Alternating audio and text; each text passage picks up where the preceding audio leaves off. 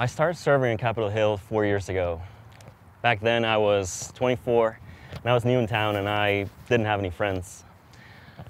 And it just so happens that my very first friends were members of Memorial Road and they invited me to serve at Capitol Hill. However, back then I was not the person that I am now. I was agnostic, I was not a Christian, and I certainly did not believe in God. And I remember thinking to myself, well, even though I don't plan on becoming a Christian, I want to still go to Capitol Hill because I want to make some sort of connection with the city.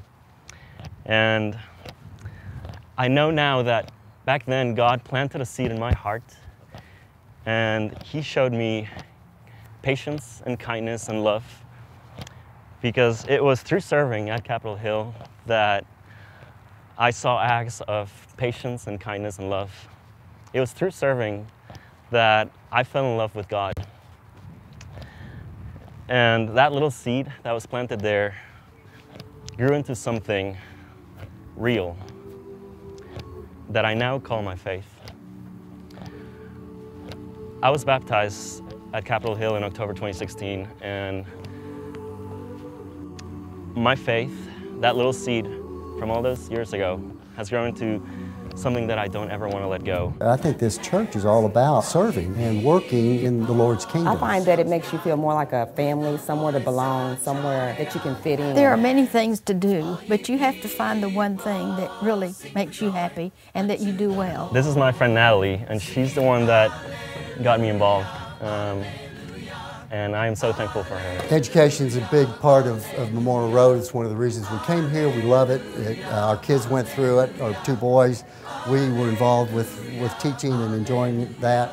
Once I got out of high school, we started looking around for other things to do and kind of decided education continued to be a good ministry for us. It's just a great fit for us. We get so much support. I consider it a privilege to get to spend time with these kids because, you know, even when the future of the world looks dim at times, these kids give us hope for the future and hope for the church, really. Yeah, making that connection really helps you to strengthen your faith, allow you to continue to not only encourage your family, but also others you come in contact with. I feel like Jesus has called us all to serve, and so trying to make that a big part of your life will impact you and it will help others. I don't want to go home and just sit down just because I'm a senior citizen. I want to stay busy in the Lord's work.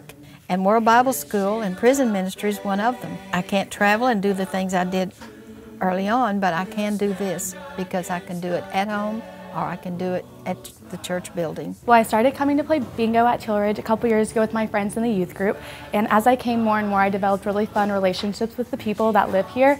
They're really wise, they're really fun, and I think it's very important that we get to know people that are not necessarily in our age group. The years move up, we grow a little older, but there's still things you can do. Remember where you are in this phase of your life. Don't stop searching, keep going. Kinsey and I sat at a table together with a couple ladies and they told us how they were our second grandma. We just really bonded with them and it was great, and they just begged us to come back and talk to them again. Doug at the Information Central, he kind of gave me that connection when I'd walk in that door and see him, you know, it was like, hey, I'm always up here, won't you come be a part of this ministry? And it's really been a blessing because it allows me to be able to understand more about the congregation, but also be able to help others get a sense of connection and direction. You know, my friend Zena Seymour asked me to help with a class she created called Bridge, and one of the duties that I do is helping type up a summary of the women's lives.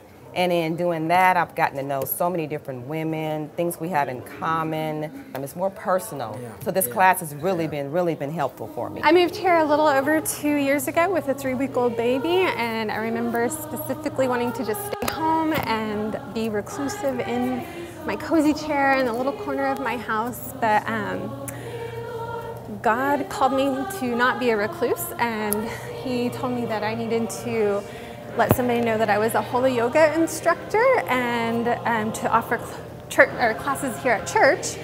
So now, here I am, I got to do that, and I decided to just do it afraid, no matter how terrified I was, to reach out and offer some form of ministry or service with the church. And it's been a total blessing. It's a total get to. I get to share the gospel with all these amazing gals, and we get to pray and breathe and meditate, and I love it. And by using my spiritual gifts, you just get to bless so many people. When we are living in fear and being quiet, those are not gifts of the Holy Spirit. We're not blessing others, and we're not feeding into those spiritual gifts that we've been given. Being there in the moment and getting involved has made me realize that I am part of God's kingdom. With your youth group, it's great, but you're kind of in a little bubble.